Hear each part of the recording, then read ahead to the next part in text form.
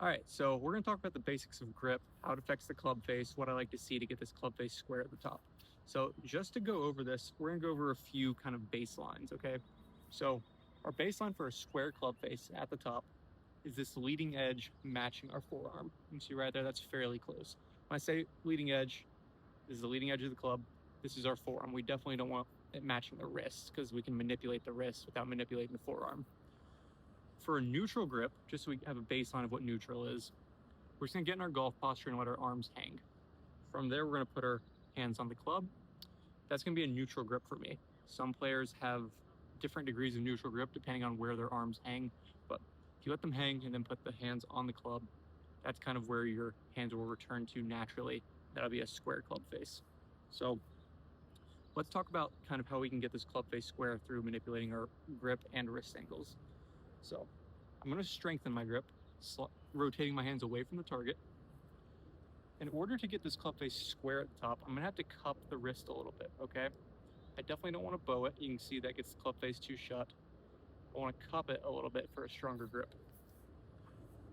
For a weaker grip, which means the hands are rotated towards the target, we definitely don't want to get this super cupped because that toe will be pointed straight down and we've be unable to kind of deliver an effective club face. I see that a lot on my lesson tee. So ideally what we want for a weaker grip is a flat or even bowed wrist angle, okay? So let's go over that one more time. For players with stronger grips, if we want to deliver a neutral face at the top, we have to have some cupping of the lead wrist. If we have this stronger grip when we bow it, it's gonna be too shut. So we need to have a little bit of cupping of the lead wrist. For a weaker grip, we want to see this grip slightly bowed, definitely not cupped, otherwise it gets too open. And then for a player with that neutral grip like we talked about, you can do a flat lead wrist, you can have it slightly cupped, slightly bowed, and you can probably get away with either of those, but we definitely don't want kind of one extreme or the other, but it just allows you to have a little bit more flexibility there. So that's kind of how we think about the grip.